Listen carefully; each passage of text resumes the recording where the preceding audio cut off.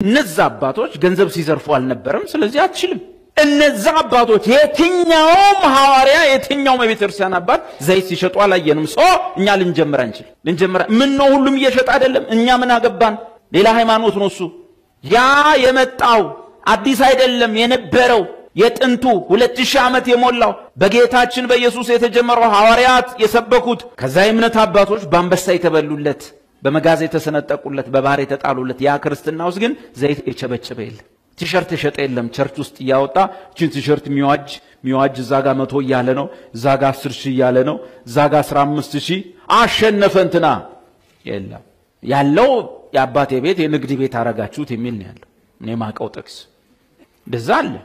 በብዙ መከራና ፈተና ዋጋ የከፈልን ወንጌልን ልንሰብክ ይገባናል ነው እንጂ የሚለው ተሞላቀን ደልቶን መከራ የለሽ መከራ ሲመጣ እንዲየተጣጣፉ መሄድ የለም በክርስቲያኖ ውስጥ የጸና ሃይማኖት ኢየሱስ ክርስቶስ ሲጠራን እኔን ስትከተሉ ምን አለባችሁ መከራ አለባችሁ ብሏል ስለዚህ ህግ አለው መንግስት አለው ምን ብዙ መከራ የለም አዎ ግን ኢየሱስ የነገረን አንረሳም እሱን ስንከተል ምን አለ መከራ አለ ምንም የድሎት ብሎ ነገር የለም ጊዜው ያንተ ነው ዘመኑ ያንተ ነው የካሳ ዓመት ነው ምን ድሮቹ ክርስቲያኖች ፈርዶባቸዋል እነሱ በተፈረደባቸውኛ ምን ንካሰው ኖ መጽሐፉ የሚለው ማንንም ሰው ከኛ መካከል ክርስቶስን እየመሰሉ የሚኖሩ ሰዎች ሁሉ ምን ይሆናሉ ይሰደዳሉ ወይ ይነቀፋሉ ወይ ይሰደባሉ ይተቻሉ